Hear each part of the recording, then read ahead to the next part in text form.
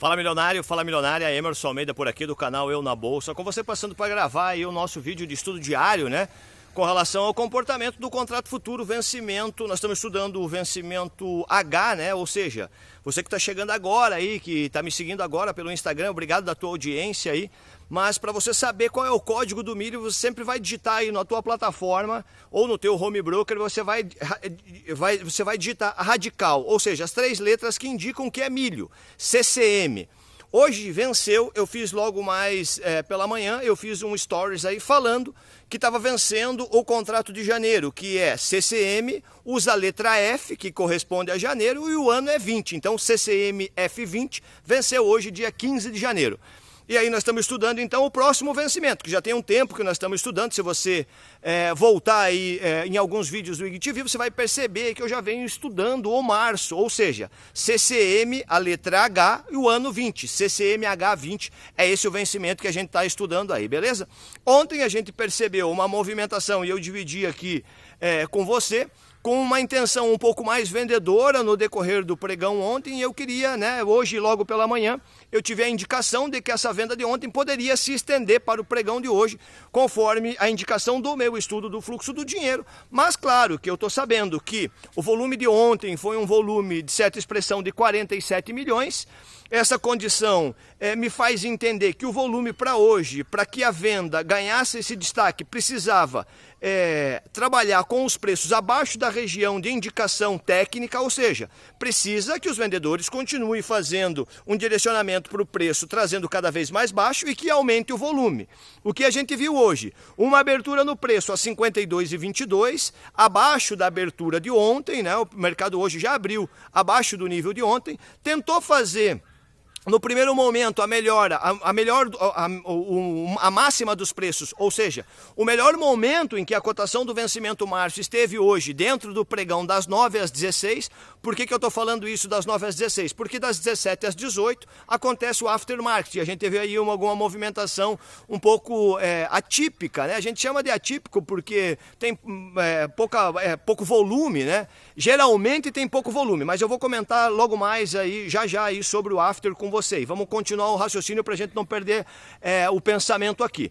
Então, ao tocar o nível de 52,42, você pode voltar aí no teu estudo aí, que você acompanha no gráfico, você vai ver que a máxima ontem foi na região, lá naquela casa dos 52,70, 52,80, naquela faixa de preço, e o mercado não conseguiu ultrapassar essa região hoje. Ou seja, no comportamento de hoje, não conseguiu, a força compradora não conseguiu levar o mercado acima da máxima de ontem, mostrando que o comprador estava um pouco mais ausente no mercado.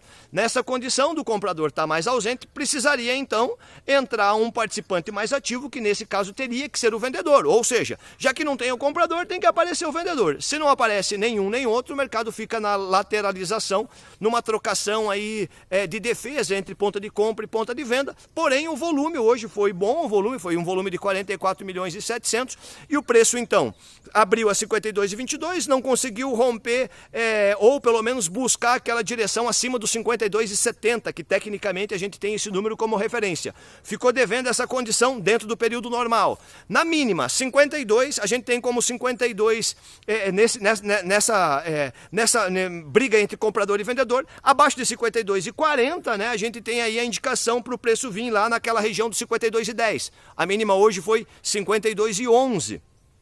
Devido, então, no 52,11 aumentar o volume e acelerar para a região dos 51,85, então neste momento ficou ausente a força do vendedor.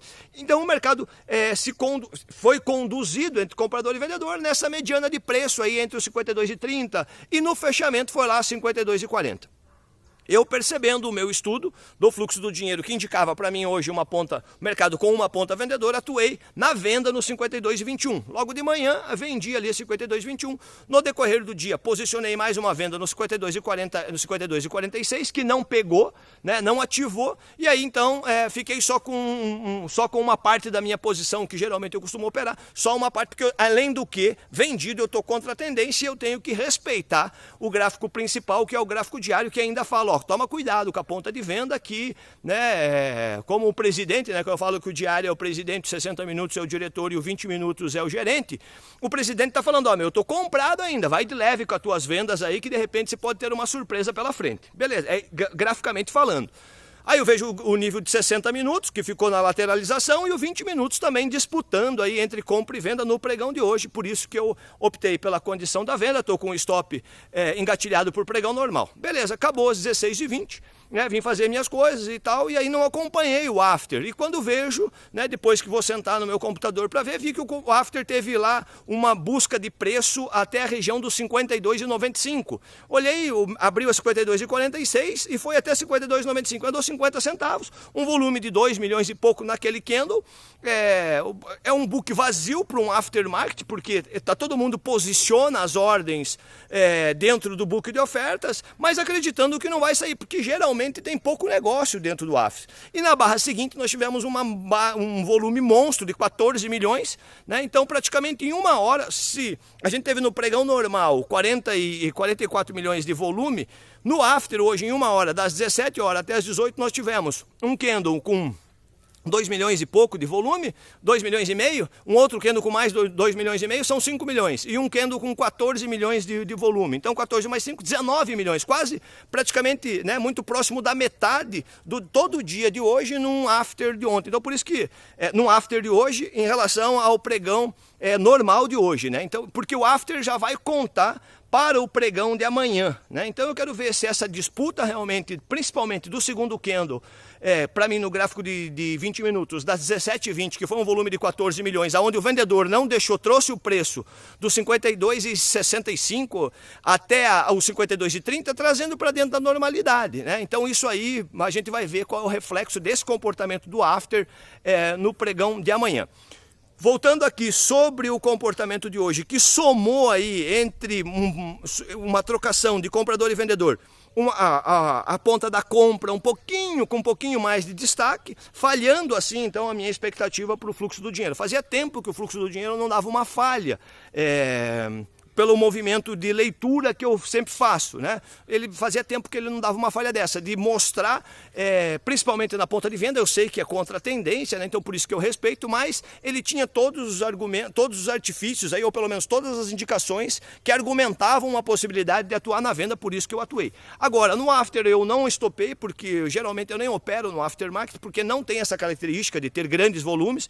Você vai ver isso com o decorrer do tempo que você vivenciar aí as suas operações no milho, né? Mas e sim dentro do pregão normal. Dentro do pregão normal eu estava ali com a venda na região dos 52,21 que eu executei, 52,40, caso fosse 52,46, ia ficar num preço médio para colocar um stop lá nos 52,60, de repente 52,65.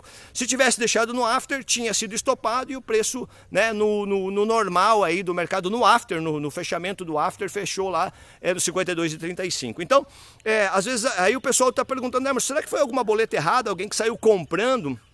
Não sei, pode até ser, mas eu acho que não está com muita cara de ser aí boleta errada não. Eu acho que era um book um pouco mais vazio, o comprador entrou defendendo para cima, querendo fazer um barulho na alta, porque está começando a ficar uma situação para o comprador desconfortável. Para mim isso é uma característica de operação financeira, né? Os financistas aí estão operando no mercado de milho, né? A gente sabe que tem o produtor, que tem a indústria, que tem as trade, que tem os especuladores e também as instituições financeiras que buscam muito operação de spread, que é uma operação de um vencimento contra o outro, né? Então tem uma característica, essa operação, eu não vou entrar nesse detalhe aqui agora, porque isso é um assunto técnico, né? Mas tem esse tipo de oportunidade, compra um vencimento e vende outro. E chega um determinado momento que isso gera uma distorção sobre a base dos preços, porque um vencimento vai acabando, né? Por exemplo, hoje acabou o janeiro, né? A gente tem a ver aí o final do janeiro e de repente uma distorção em cima do março, né? O março agora vira a ser o contrato mais o contrato principal, e aí tem essa disputa com relação ao contrato de maio, tá bom? Era isso que eu tinha para dividir com você. A gente vai vai voltar a falar aí ainda com relação, caso venha a ter esse tipo de comportamento, essa avaliação aí até mesmo para que eu possa direcionar melhor aí o nosso nível de conhecimento, tá beleza? Porque você sabe que é dessa forma que a gente, trocando experiência aí, cresce no nosso nível de resultado, tá bom? Muito obrigado. Eu na Bolsa com você, juntos investindo cada vez melhor.